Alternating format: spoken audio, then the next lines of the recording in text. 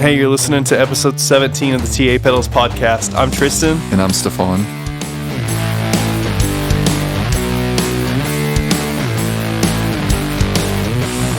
Yo. What's up with you today? Nothing much. What's up with you? Oh, we've had a pretty productive and non-productive day so far. We, decided that this Friday we were going to release the Great White Distortion pedal, our Shark that we've been talking about for so long. We have a small batch coming out that's going to be available this Friday. So that's pretty exciting. And so we started talking about, the marketing for it and how we want to do our demo videos and like the general vibe for it. We got a lot of stuff planned out where we want to shoot the video. We even wrote part of the demo song, I'm pretty sure. And then we played a little Magic, that was fun. Yeah. You kicked my butt as usual. And here we are now. Yeah. I mean, I'm excited for the things that are coming, for real. I can't wait to put it out, the Shark, and see how fast people will react to it. Like it's really exciting. Yeah, I just want people to love it. I mean, I don't think there is anyone that wouldn't love it. Like, how do you not want that much control in a distortion pedal, and it has a shark on it? It does have a shark on it. And it's got a pretty like raunchy shark. Like it's not like a shark like if you took a picture of a shark in the sea. It's like this one is coming out, jaws open, ready to demolish something. And you know what? What really gets me about the shark is the eye. The eye. Yeah, it looks terrifying. Like that's what makes it for me. The jaws are terrifying as well, but the eyeball, it almost looks like a I don't even know, like a tiger eye or something, but like the pupils kind of like, jagged, and I don't know how to explain it, but it's really scary and I like that. It's the eye of the shark and it will kill you in one. Something like that. I don't know. But yeah, so that's exciting. We're finally putting that out officially. And we have our website set up where you can go, look at pictures of it. And we did the same thing we did with the squid with the rotating GIF, that's one of my favorite things ever. And when I did it for the squid, I didn't know how it was going to turn out. And now I feel like it's like a staple for us. I think that's a really cool thing. So you can go to the website now, and it's on the front page. You can click the link to the shark and look at all the details. It has a description of what each control does and, kind of the layout of the pedal and whatever. So if you haven't checked that out, if you're listening and you haven't checked that out, go check it out. It's really cool. And it's been in the works for a long time. We put a lot of hard work, thought, and effort into making this pedal a realization. And we're really satisfied with it. So check it out. Hope you like it. I mean, seriously, we worked really hard on this pedal, really hard, to get everything 100% perfect and correct. And the amount of struggle we went through to get it to where it is there's no words to describe that, because it doesn't compare. It's probably one of the most difficult things that I've had to do, and we did it and we got it done, and I'm very proud of us for doing that. If I had to describe the process of making the shark, I would say spirit crushing and really stressful and anxiety. I had a lot of anxiety. Yeah. Because we kept running into little issues, and it, when developing something like this, you're going to run into issues inevitably. But the problem every time you run into an issue is whatever parts that went on that prototype, whatever, money you spent for the enclosures, whatever money you spent on the PCBs that may or may not work, it's just down the drain.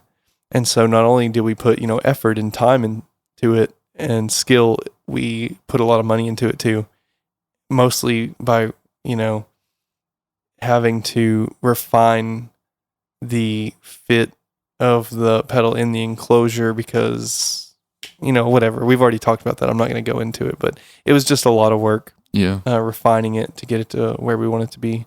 And it's there. Yeah. This Friday, get your shark now. I mean, Friday, not now. But yeah. Right. 2 days from now. On Friday, say, get your shark now. Just wake up and say that. Oh, I'm going to say it. But I think the most exciting thing that we have coming is shooting the demo for the shark, because we've decided on kind of like a staple theme that we want to go with, and it's very clean and modern, I would say, and the kind of the kind of presence I would say that's going to be in the video that describes the pedal and all the functions and what it can do. And I think that like that's a good fit for how we want to do our demo videos in the future. And I like that we've decided that that's how we're going to do it. Yeah, we've really like gotten to the point where our process and how we want to do things is like really refined, and we're still a relatively young company, of course. So like we are still finding ourselves, and it's kind of fun actually. Like you can see it taking shape, and it's one of those things where you kind of have to just like walk in faith. Like you have an idea and you take one step at a time, and it becomes something that it's it takes on a life of its own. Yeah. And it's almost like, you've heard people talk about the muse. And it's like, I've heard people talk about like the muse is this entity that meets you willingly when you sit down to create. And it's this collaboration between like you and the muse. Like the muse is like the universe handing you ideas. And like as long as you are, dedicated to taking the time to work on it and putting all of yourself into what you're doing, the ideas will come, and you just have to try to execute them. And that's kind of how I feel like TA Pedals has been. Like it's just like an idea, like, oh, let's do this, and like we'll brainstorm together, and then along the way, along the the way process, like the what's the word I'm looking for? Like the research and development steps, they kind of take little turns and squiggles here and there to change your initial idea into a final idea, and it refines itself. It's weird. Yeah. It definitely, like the pedals that we are creating and have yet to create, and all the things we do in between are becoming initially who we are. Like that's it's like when I go out and describe myself to someone, I'll say I have a family, I have a wife and I have kids, and these are my kids, and these are how old they are, and all this stuff. But I can't help but mention that I'm a small business owner of an effect pedal company, Right. because that is now who I am. And I think that's really cool. It is really cool. And, speaking of like projects we have coming up, the Shark comes out Friday, but we actually have like 4 more releases that we're simultaneously working on. And I think that's crazy too. And we're going to order the last piece of the puzzle for another pedal, like that we already know works. We just have to put it together essentially. Like, we're going to go shopping after the podcast and get what we need, and then wait for the parts, and then assemble it, and then we'll have another pedal coming out, fairly soon too. And I'm so excited for that pedal, because it's like we put this one out now. It's like so it's the end of May, beginning of June, and by the end of June, we'll probably be putting out the next pedal. Yeah, it's so crazy. And maybe even then, around that time, we might even have the buffer come out too. So. Yeah, I mean, why not? Why not? It's just crazy because like, it's like after those things, where do we go from there? Like we have plans and we have some cool ideas, but it's just like instead of working on one thing at a time, we've been multitasking. Yeah. And so it's like all these things are going to be finished at like the same time. And, yeah. I mean, we're like an open schedule again. I mean, we don't have any planned releases until October. So we have a few months of time to really like focus on that pedal that's going to come out then, and then we have between 4 and 5 months where we can really focus on V2 of the Squid, because that thing is a monster in itself, and That's true. I can't wait to have the Shark out and the two other, like the Buffer and the other new one come out, because then we can really focus on that circuit, because that one needs a lot of attention. That's true. So we definitely have our hands full.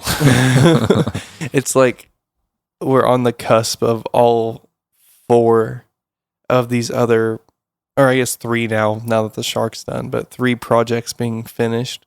And it's like I feel a bit of relief, but like that's probably not going to last long, because like we got to keep kicking butt, pumping stuff out. Yeah.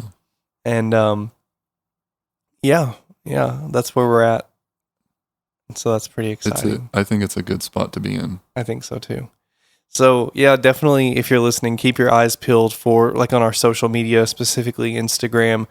Check on our website every now and then. Stop by and check out what we have going on there.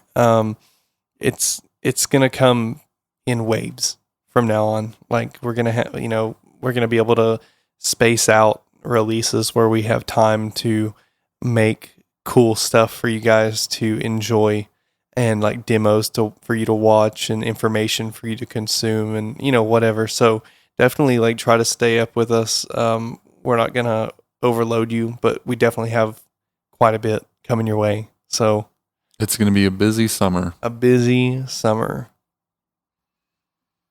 Busy bee. Whew. We're gonna be busy little bees. Oh, we got 2 Sharks packed up and ready to go for now, and as soon as they're released, they're gonna be gone. Yep. So you got to be ready to get it as soon as it comes out. Yep, and we've priced these at $159.99. You'll be able to get them directly from us. There won't be like any kind of markup or whatever, because they're not going to be in stores immediately. And the first batch is really small. We're only doing a few. And once those are gone, then we are going to make some more. So if you want one, as soon as it comes out, jump on it for sure. Yeah. Definitely jump on it.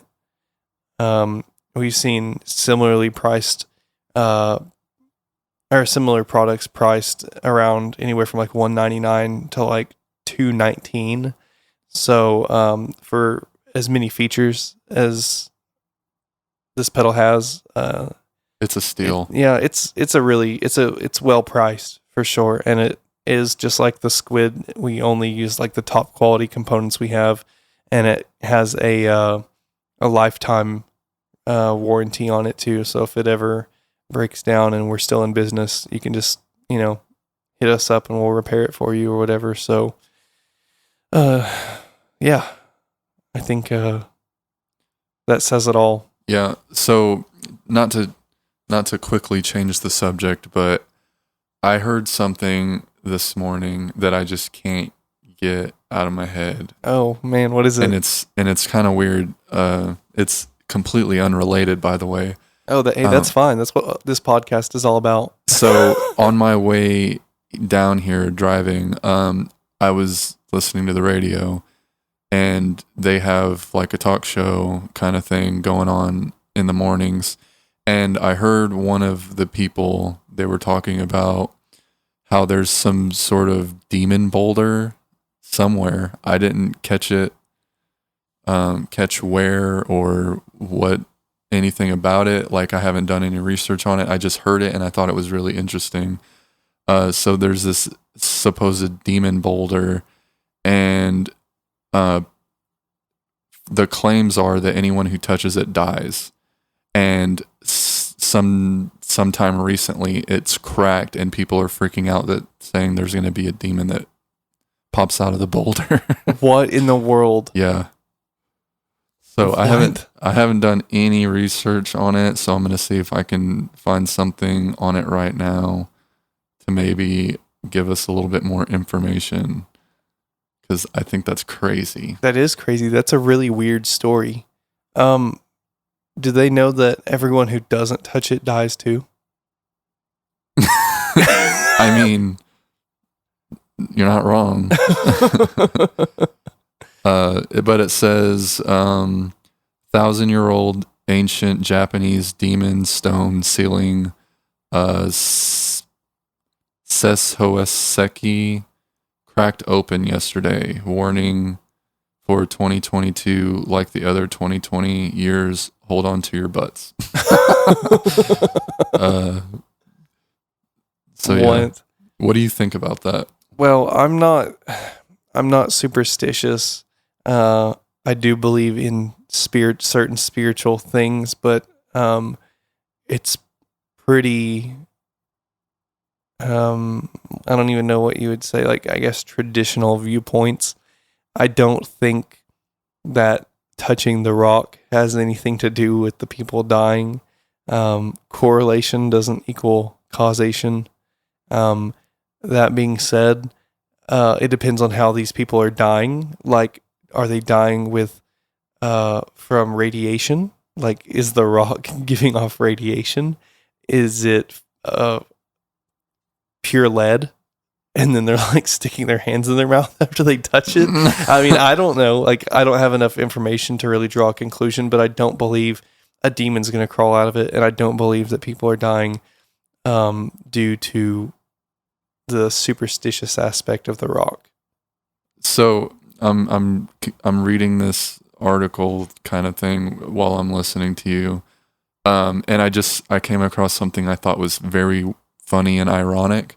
So it says that the actual the person that was in prison in the stone was Tamamo no Mei, and she apparently was a beautiful woman.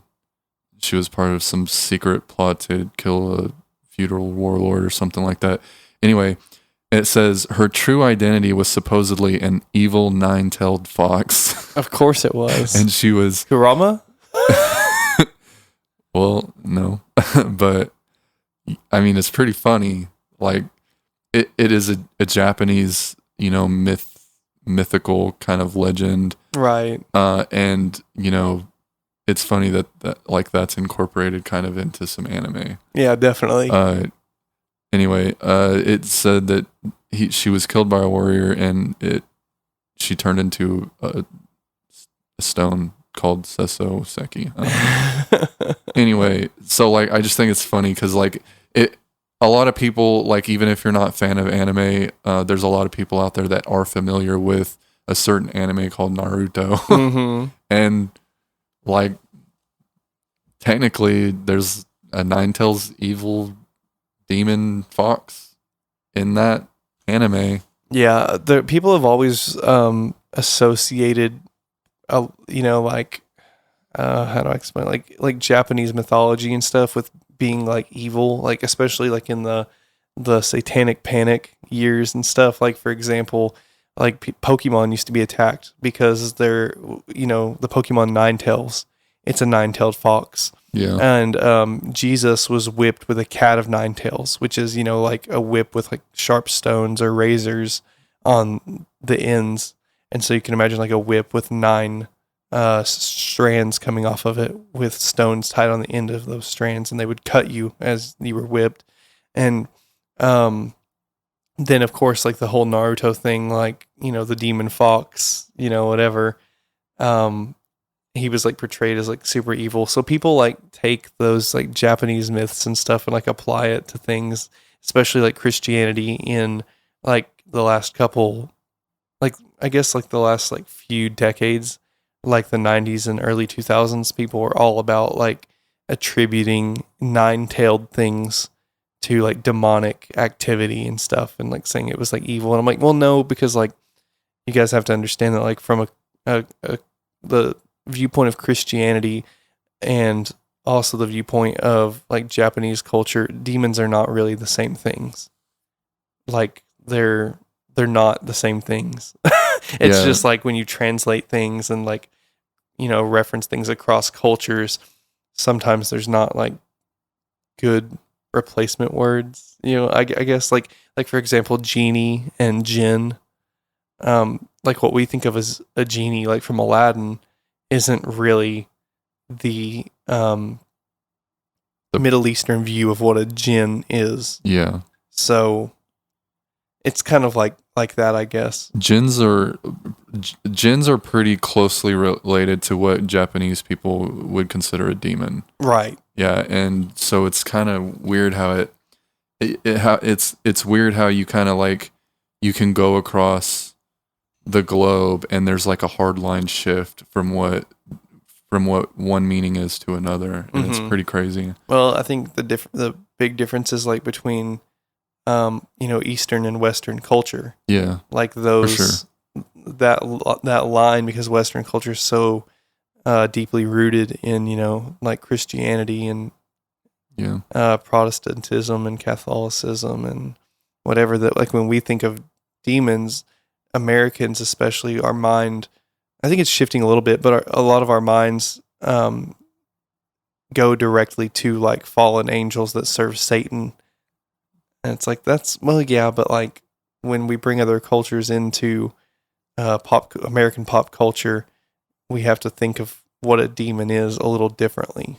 Yeah.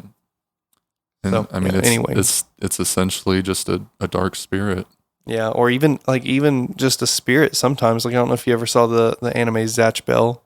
I don't believe so. They were like, it was like there was this world where these entities who looked like little like puppet kids, they were fighting to become king of that world, and so they would fall to earth with a spell book, and they had to find like a partner who was able to read the spell book. It was in a different language that they, you know, was unfamiliar, and whoever could read it was like their partner. And essentially when that partner read out of the spell book, there would be like for example, Zatch, the main character, when his spellbook was read out of, he would shoot lightning out of his mouth.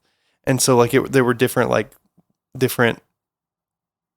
beings that had different elements, you know, attributed to them, like gravity and ice and whatever. And they all had different powers. And so they would engage in combat and fight each other. And their partners had to read the spells out of the book. And then once they won the battle, their book would be burned, or if they lost the battle, their book would be burned, and then that would send them back to the other world. And so the last one standing would be the king. Well, Zatch was like a lighthearted, you know, good little kid, like whatever, and he, you know, wanted to be king, to like be a good king and like whatever. And he was also in the show called a demon. So that they were all demons. But they weren't demons in the traditional evil sense. You know what I mean? They were just like spiritual entities that had powers. So I don't know. It's very interesting. Yeah, it was a really good show. I'm actually I want to look it up so I can try to watch it. It's called Zatch Bell. Zatchbell. Yeah. I used to read the manga quite a bit, and then I watched the anime too whenever it was on TV, but it was like a long time ago, and it really never picked up. But there was like a card game, kind of like Pokemon, kind of like Magic. And Be quiet, Siri. Yeah, my phone's being stupid. But there was like a card game where you would collect the spell cards, and you'd put them in a book, and like if you cast a spell, your opponent would have to flip so many pages of their book, and like once they got to the end of the book, the game was over. And yeah, so like your pages were like your life, and then when you would cast a spell and do damage to the book, it would make you flip pages, and, whatever. It's cool. It was pretty cool. Yeah, I'm interested in it. I think I might go check it out. Try to watch it. Yeah. But Crazy. Back to the rock thing. I'll just say this: I want to believe it. Like, I wish that we lived. I mean, I guess I can't say for certain, so I can't say I wish we did live, but I wish I had confirmation that we live in a world that was like supernatural like that. It would be way more interesting. Yeah. I would love to go to haunted places and see like the cursed relics and whatever, find the possessed dolls, and it would be dangerous, but it would be interesting. It would be open up new lifestyles. I mean, you have ghost hunters as it is right now, but it's kind of like it's not really a job. We're not buying it. I mean, like, there's some interesting little snippets here and there from that, but at the same time, like, you're not really coming up with bona fide information or facts to determine whether or not something's really happening. So yeah, I've seen those clips too. Like, there have definitely been clips that I've seen that I can't explain, but the clips that I've seen that I can't explain, they're like clips that could easily be faked. Yeah, exactly. Like the ones that are so outlandish that there's no way you can believe it. Those are obvious to be like, oh well, they definitely faked that or whatever. I mean, it's easy to go one way or the other. So I like to stay neutral and be like, well, I mean, it could be true, but I also don't. It also could not be true. So I'm gonna choose to believe either one. Right. Exactly. Yeah. There are things that you just have to chalk up to unexplained events. Yeah. Like we talked about a few episodes ago. I've had some unexplained events, and even though I don't believe in like ghosts or any, whatever, like I still don't know, why those things happen to me. And the things that the videos I've seen that are like that too, like I have to put it in the same category. It's like I can't say that it's fake because I don't have any proof, but I don't think it's what they say it is either. So I just have to say I don't know. Yeah. Here's to the world of not knowing. Yeah, that world really bothers me. I just want to know everything, but I can't. Yeah. There's so many unknown things, and it can really crush your mind trying to think about all of them. Mm-hmm. That's for sure. Stick to what you know. So, you brought the heat gun today. Oh yeah, you know what that means? Gun. I can super blow dry my hair. No, we have some SMD components that we're working with for the V2, and we're not really. We've never really done that before, but we have a heat gun and we're ready to use it. Yeah, I just need to order solder paste, and then I can put the V2 together. I think. Literally like solder paste, and we have all the parts for it, and we have a heat gun, and that's it. Yep. So yeah.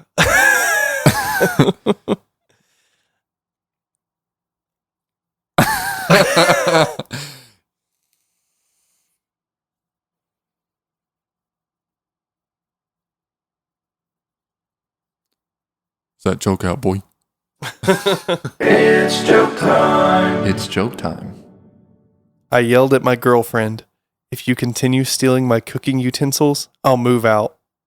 She just laughed and said, that's a risk I'm willing to take. It's pretty funny. I can tell. I can tell by how hard you laughed. I mean, it's the kitchen joke. I'm tired of kitchen.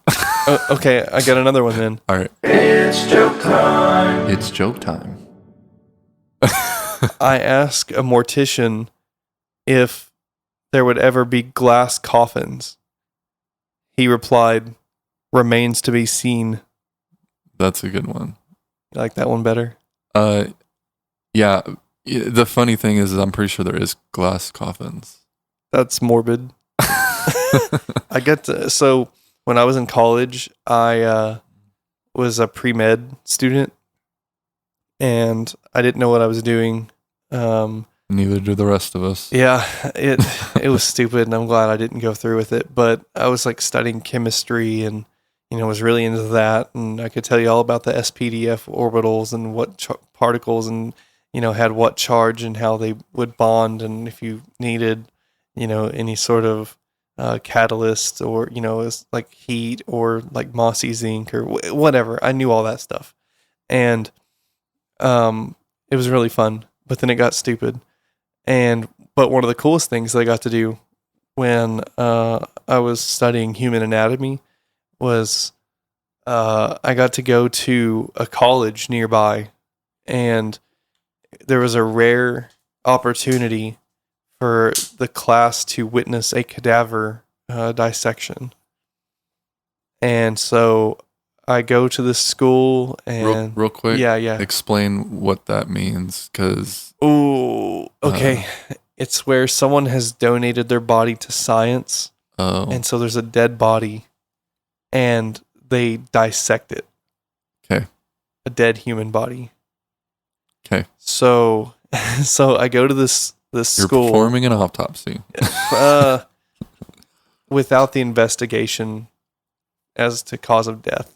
But yes. Yeah. So I go to the school, and I didn't know what to expect. And they had us like put, aprons on and gloves and masks. And we went into this room. It was a pretty small room. I'd say maybe like 5 foot by 7 foot, something like that. And in the middle of the room, there's this like stainless steel like table, and on the table there's the body of this old woman, and her fingernails were still painted purple, so it was probably fresh, or that's really good nail polish. And I didn't even mean for that to be a joke. It's just it's just like you're talking about dead bodies and dissection, and the fact that you notice the nail polish. Well, because it's like, all right, because Stephon, what a twist. her body was cut open. Yeah. And then her fingernails were purple. And yeah, I have to admit, it stood out a little bit. I was like, that's pretty weird. And honestly, they were about the color of your tunnels. Like they were like metallic purple like that. Like a darker shiny purple. I'll never forget it. I mean, I bet not. And so like they were showing us like her hands, and like how the tendons were like interwoven and why. And they like explained to us like how amazing the development of the human body is, because like there's tendons attached to each joint. And the tendons like split and attach to either side of the joint, while other tendons run in between. Because if the tendon was like attached to one side or the other, the finger would like bend sideways. And like they just explained stuff like that. And then like they removed her skull, like the top of her skull, and like pulled her brain out, and like I got to hold her brain and her heart and her lung and like all of these like internal organs. And it was just, it sends a chill down my spine. Like I watched them like pull her scalp off. Like it had hair on it and, whatever. It was whack. Someone whacked her head off. Yeah, like I didn't get to actually see them cut into the skull. It was just like It was already done. It was already done, but I got to watch them pull it off. Oh my god! And I also so they kept everything together in a really professional manner, and like all the I don't mean this in a disrespectful way, but it's gonna sound that way. They had all the pieces still there, and like I got to watch them pull her face back. And that was pretty weird too. I was like less than a foot away from like all this happening. Like I was like right there, and it was disturbing. Did you throw up? No. Oh man. I went and ate Chili's afterwards. Well, if that ain't chilling by itself, I don't know what is. Yeah, I mean, I definitely had to try not to think about it though, because it was more interesting because they were very professional about it, and the whole entire class, was like pre-med students, and we were all expected to be professional as well. So like none of us went in there and like were like making gagging noises or like, making it a disgusting thing. It was like, it was science. Yeah. Like we were watching these two students who were like almost doctors perform this dissection. And so it wasn't as gross as you would think it would be. But regardless of whether it was gross or not, it was disturbing because like knowing that there was some sort of consciousness in that body at one point, that was someone's, probably mother or sister or, friend at least. And like that person is not there anymore. And they're just like cutting her body up. Even though like it was very well dissected, it was like, it wasn't like seeing a model of it. Yeah. It was the real thing. Like there was a person on the table cut up. And it was just kind of weird. I don't know why my mind goes to these little dark places at times, but sometime in the middle of you describing all that stuff, I just imagined like, what if the body twitched while you were there, or oh my god, or if like the eyes popped open all of a sudden or something, like that would freak me out. So. Yeah, no, you're good. And I would have freaked out too, and I would have locked her in that room and burned that whole school down. Oh my. I would have been like, no thank you. That's how the zombie apocalypse starts. No thank you. The zombie apocalypse starts with you medically examining a dead body, and it wakes up and bites your ear off. Yeah, seriously. Like, oh my gosh. But yeah, they were literally like, there were probably 10 of us students in that room. They would have all died. And they were, yeah, well that too, but they were passing her organs around. We were just like handing them to each other. Hot potato. Yeah. It was weird. And this is like obvious, but like you don't really think about it until you've held the organ individually. They're pretty heavy. Yeah. I would assume they are. And especially, after death, like they sort of swell up a little bit. Yeah, and I don't know if she was, preserved in like formaldehyde. I don't know. I mean, but if so, then that would contribute to the weight as well. Yeah. A little bit. The organs are like sponges, and they kind of suck up, the moisture around it. So they have to have a way to keep it, fresh. Yeah, exactly. So however they do that, like that would definitely contribute to how heavy they are. Well, yeah, it was. I have a really quick question. I don't know why I have this question, but was it? You said it was a woman, right? Yes. Was it an older woman or a younger woman? She was older. Okay. Like I'm pretty sure they said that she had died. Yeah, like she had died of old age. I'm pretty sure. I think that makes it worse. Does it? Why? I don't know. Old people kind of freak me out a little bit. Yeah, she was a smaller, older woman, and yeah. I mean, it's hard to tell how old she was because after you die, and if she was soaked in formaldehyde or whatever, like the skin was pretty it's hard to explain, but it was like dry but wrinkly. Yeah. But it didn't look super thin. You know how like old people's skin gets thinner as you age because you lose, like collagen and things like that. Yeah. Like the elasticity. So like she was definitely older, but I couldn't tell how old. It was too processed. I mean, they do say if you want to like tighten up your skin or close your pores, and you like rub some ice on it or whatever. So like her being in like I guess a sub-zero temperature maybe at most of the times she's being stored, it could tighten up her skin. I guess I don't know. Yeah, I don't really know how they stored the body. I don't know how they disposed of it, and I don't know what they did if they had to do anything with it Who said while they were disposed it? not. Who says they're not still using it? Well, because because that's not really how you can't dissect a body more than once, and so each student would or each group of students who were doing the dissection would have to have a new body, and that's why it was kind of a rare opportunity for us to go observe, because I don't think that school had regular opportunities for cadaver observation and dissection.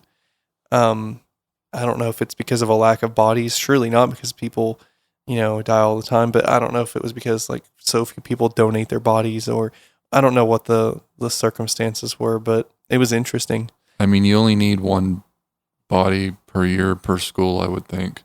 Well, that's what's weird is I don't know how many people were working on that particular dissection, because like, if you're dissecting something and you're trying to, observe all of the anatomy, and how could you have a group of more than, 2 people working on it at the same time? Do you understand what I'm saying? It's kind of hard to explain, but I would imagine like one person does this thing and one person does this thing and one person does that thing, and the other people watch as the other person does it. That way you get some experience with a part, but you also get to watch it being done on another part. Yeah, but I guess what I mean is like if you're going for a degree or a profession that would require you to know every part of the human body in the way that you learn that is dissection, I would imagine you would need to do all of it. And I'm pretty sure, if I remember correctly, I think the 2 students who were working on that particular dissection were going to do the entire body. But I don't remember. It's been so long ago. But it's just crazy. Yeah. That means every single, like not every single, but like especially like the specialist kind of doctors that I've ever met, that means that they participated in something like that. Probably, yeah. I don't know what I wish I would have asked now, but I don't know what field these 2 people were going into. It was a guy and a girl, and general surgery, specified surgery. There's no telling. Yeah, there's absolutely no telling. All I know is, like it's weird. It's just weird, but like not in a bad way. I felt disconnected from it more than I thought I would, and I think it's because I didn't know that person, and well, they weren't alive. And I think, I had, so a lot of people that I talk to don't know that about me. I don't talk about it a lot, like my initial career goals and like what I studied in high school and the opportunities I had there. But like I went through a lot of the schooling to be some sort of medical student. And it was really interesting. Like in high school, even we had opportunities to, we dissected bugs, we dissected frogs, and then I got to dissect a cat. Yeah, it was weird. We named him Krusty, of course. Oh, that was whack too, like really whack. And then shouldn't have named it. Yeah, well, we named him after we were done because of that. It was me and a guy named Aaron, and once I was in college, we dissected, I think earthworms. We dissected small sharks, and our shark was pregnant, which was weird. we were my instructor said that we should be on the lookout for any sharks that are pregnant because it happens pretty often, I guess. And ours was pregnant, and which is weird, right? Like, I don't mean like it had like, I guess some sharks carry live young, and these particular sharks carried live young. And then I also got to, I think, dissect fetal pigs. And yeah, so like I've done like a lot of stuff like that. But no matter like how many of those things I did, I can't imagine having to dissect a human. It's just like a different thing, you know? Because it's one of us. One of us. One of us. Welcome to the Borg.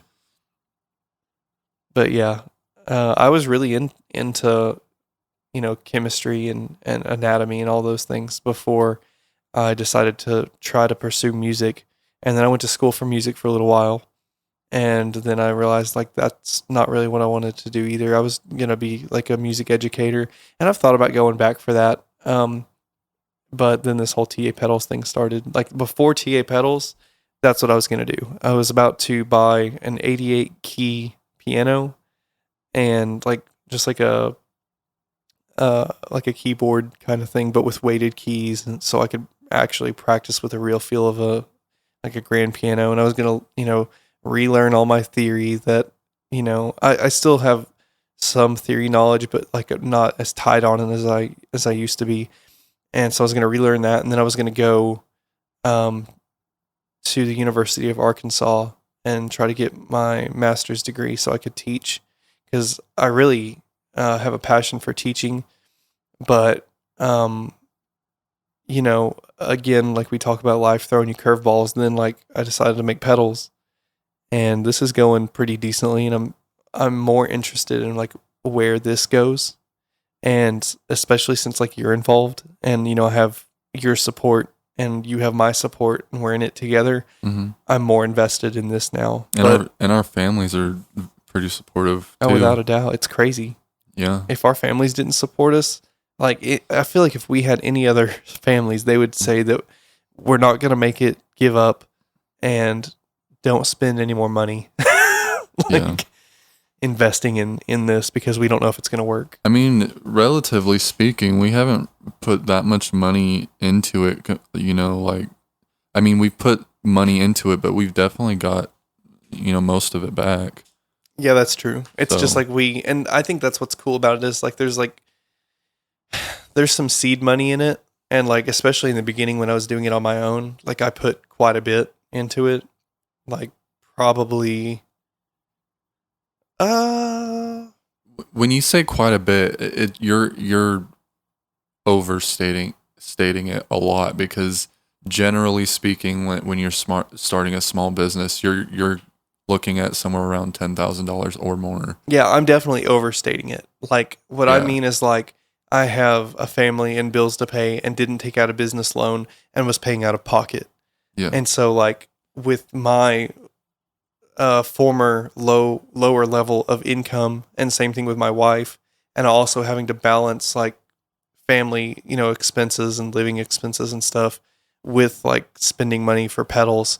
I was putting like all of my birthday money, like if I got any birthday money from like my family, anything I got for Christmas, I would ask for money to help support TA pedals. I was putting all of that, and all that said, out of pocket, with my finances being fairly tight, I probably put overall probably close to about $2,000 into it. Which it's not bad at all. No, comparatively speaking, because I think we've made a little bit more than that in sales at least.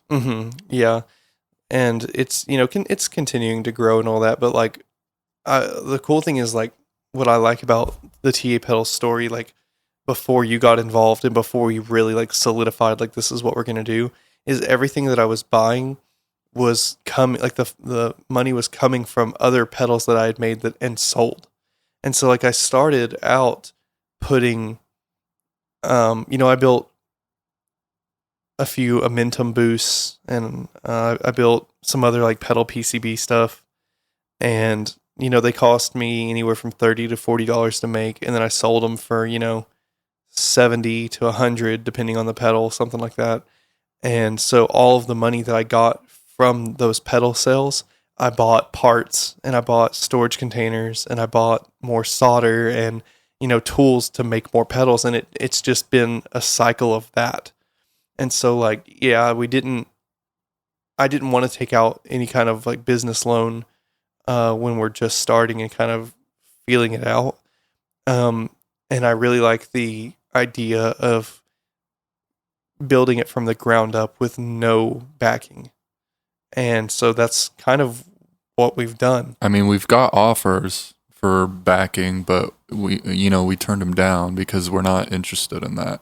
Yeah, like any offer we've gotten or whatever for like financial support, they've wanted to give us, several $1,000s. I know one guy that we talked to, he was interested in investing like $10,000 with us. And some of the deals that, we've been approached with, it's like we know they're going to want a portion of, the company, like a stake in the company.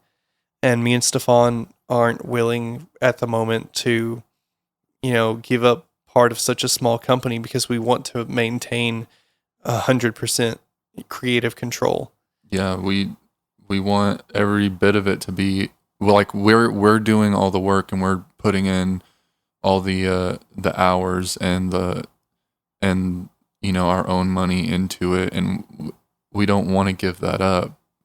And I think that's fair. Yeah, it's fair because in my mind, we are going to do what we think is cool 100% of the time. Yeah. And we get to share that with people without having to worry about investors, like losing money or like whatever. Like we aren't held accountable to anyone except ourselves. And that allows us to do what we want with the company. And I'm not willing to not do that because if I want to work for myself and only worry about what I want to do and what you want to do. And the whole point of me trying to get out of my day job is that fact that I want to do what I want to do. Exactly.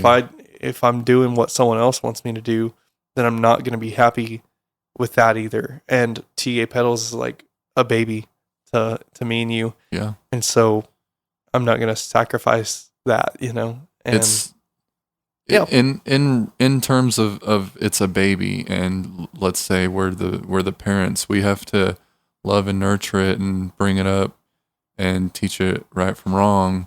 Whereas if we were to bring in, outside help, then that baby could easily turn into something that we're not interested in turning into. Yeah. And so for us to have complete control over what it is and what it will be, we can't have any outside help. Yeah, exactly. And like for me, if an investment opportunity ever came along and someone was like, well, I believe in what you guys are doing, I want to invest, it would have to be like, okay, well, like, what are you bringing to the table besides money? Yeah. Because like we can get money, we can get more money, we can work, we sell pedals, we can do whatever we need to do. The money will come if we keep being true to ourselves. But like, if there's nothing else that person has to offer aside from money, I'm like, well, then you're just in it for the money anyway. Yeah. And money is, necessary in this business, but it's not the driving force. And when it becomes the driving force, we've made a wrong turn. Yeah, exactly. So money isn't what our company is about. Our company is about making cool things so that you can make cool things. That's like our slogan now. We've been saying that so much. Yeah, and the cool things that we make are pretty cool. Like if you look around, like you don't really see anything as like, I mean, not saying that there ain't cool stuff out there, but you don't see things like what we've put out. Like the Vampire Squid Fuzz, the Shark, the new pedal coming out. Like it doesn't compare to something else because it's unique and it's different, but it is in line with the same things that are out there. Mm-hmm. It's like close enough where it's familiar, but it's also, it's really bold. Like I've been thinking about like how our pedals look and like our designs and stuff. It's really bold. They like what stand we're doing. out. They stand out. They stand out, and when people look at them, they don't forget about them easily. I don't think. I wouldn't think that. Like you see that pedal, you see that layout, you see what it can do and what it can't do. And it's like that. Do you recall seeing anything like that? No, not really. Not really. Yeah. Yeah. And we're going to continue to do that. We're going to continue to make cool stuff that's unique, and it's not like it might be similar in comparison to something else, but it's not like that other thing. Like it's got its own personality. I hate having to speak in like vague terms because like we're hiding stuff. Yeah. Oh, it's just because that one pedal we're trying to keep a secret. Yeah, and we've done so good at keeping that a secret. Yeah. I can't wait to put it out. I think as soon as we get the enclosure and verify that everything fits correctly, I think we're gonna post pictures of it. Yeah, I think we should too. Because I'm ready. I'm so ready. I've been trying to post pictures of the shark every day, like on social media, just because it's so beautiful. And I'm like, I can't believe it. Like, it is. It's a really cool pedal. Like I'm so proud of us in every sense of what we did with that. Because it's like the circuit board was really hard, and we went through a couple of different versions of it to get it to where it is, and it's the way that it fits in the enclosure is like it's appetizing. I don't know how else to explain it. Like you look at it and your mouth kind of waters a little bit, and just like it, like the artwork kind of fits really nice with the way it sounds. And the way it look, like all the words they fit nicely with where the knobs are at, and like the little arrow indicators saying guitars this way and basses that way. Like everything just fits so good, and it's like it's so hard to believe that like we did that. It's crazy. I think it's really what I think about a lot. I think this is really weird to me, and I mean, it's normal for people to do this, like especially creative people, but it's just weird thinking about it, how we've taken ideas like thoughts, electrical synapses in our brain, and we've communicated those synapses, those thought patterns to each other, and we have developed those ideas through measuring, mathematics, research, all of these things, and we have made it a reality. Like it was an idea in our heads, Stephon. Yeah. And then now it's a physical thing that I can hold in my hand. And that's weird. It's so weird that we did that. It's crazy. And what's crazy is we've done it twice now. Yeah. And we're about to do it a third and a fourth and a fifth and a sixth time. Yeah. And there's an infinite number of how many times we're going to do that, because we're never going to stop. Yeah. And it's a weird thing. Someone has to come to us with $1 billion and be like, I want to buy your company. Like that's it. $1 billion. I can live the rest of my life with $500 million split between the two of us. Yep. Yeah. I mean, that's fine. But I could, that ain't happening anytime soon. Yeah, no way. But it's like we've just proved to ourselves over and over again that we can make our ideas, reality. And that kind of is really encouraging when I think about it, because, I get caught up in a lot of like what we do. And because a lot of what we do when we're developing these pedals is really heartbreaking and discouraging. A lot of it. Like whenever I sit down and I solder a prototype, the first board, and it doesn't work, I'm like, oh man. And then we try it again. I sit down for like an hour, 2 hours, solder it, plug it in, it doesn't work. Oh man. Like, and it just and that with the Shark, it's such a complicated circuit, and there are so many things that could be wrong with it that happened like 5 times. And you know what the silly thing is? I think every single time the thing that was wrong with it was trying to put so much stuff on one board. That definitely was a big issue in a circuit, like from the circuit standpoint and from a way it fit in the enclosure standpoint as well. Yeah, once we broke up the board and had 2 different boards doing 2 different jobs, it worked first try. Yeah, it did. Like,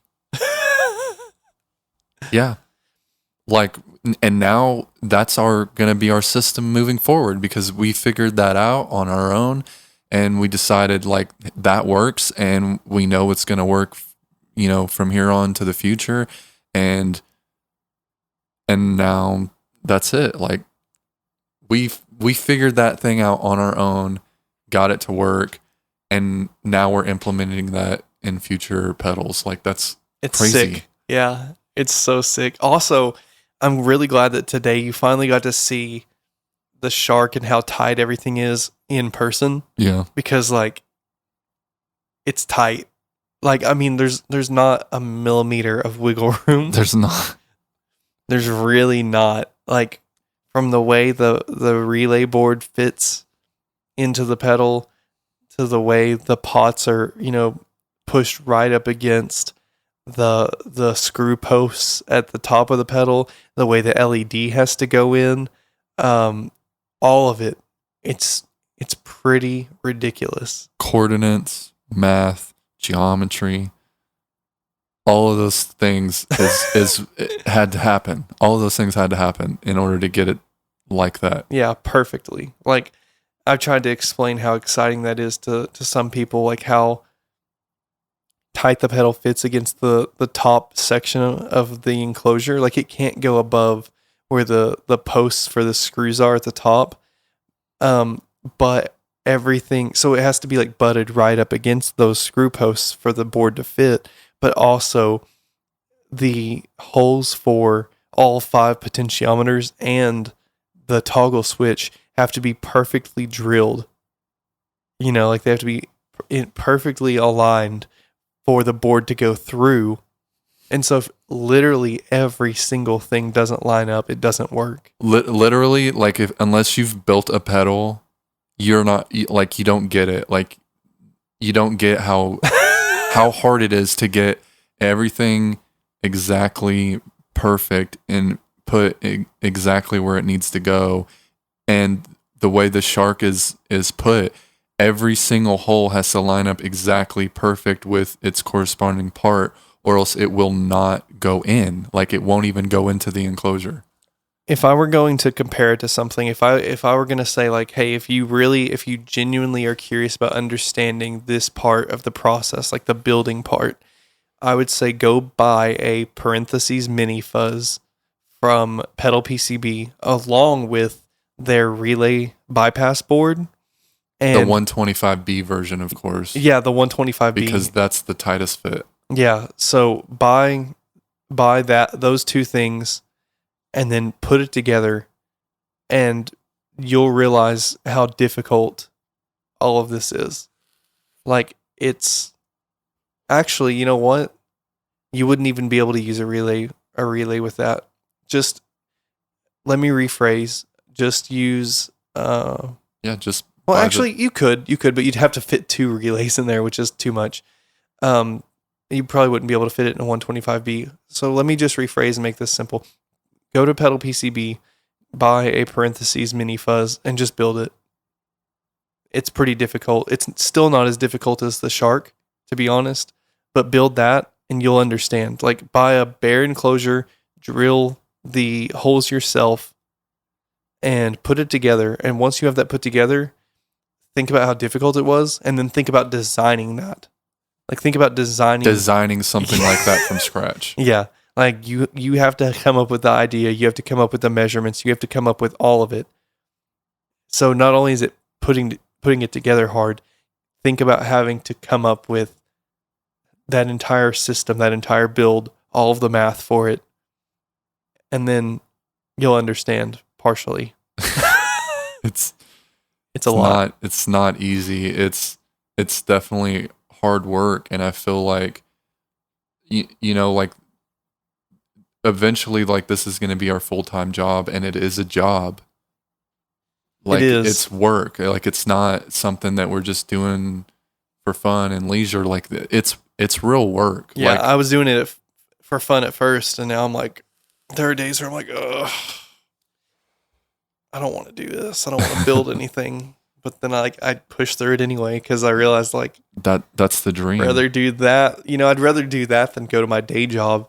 And to get out of my day job, I got to do more of this now. Sacrifice more now so I can be more free later. Yeah. Well, I don't know if you realize it or not, but we're at like an hour and 8 minutes. I figured it was running long. Yeah, I'm okay with that, but I think it's time to call it because we got some parts to order. Yeah. All Let's right. do it. Well, thank you guys for listening to episode 17. Thank you. It's been fun. It's always fun. It's always great to have you, specifically you, listening to the podcast. You are what makes us continue doing what we're doing, whether it's building pedals or doing this podcast, whatever. We're doing it for you. Making videos, talking. It's because we love you. Yeah, we love every single person that is interested in what we're doing. Yeah. Or even isn't interested anymore, but has just stopped by to check us out. You are all valuable, and we can't thank you enough for the support that you've given us. I feel like at this point, like it's almost like we've created a family, the TA Pedals family. As cheesy as it sounds, you're right.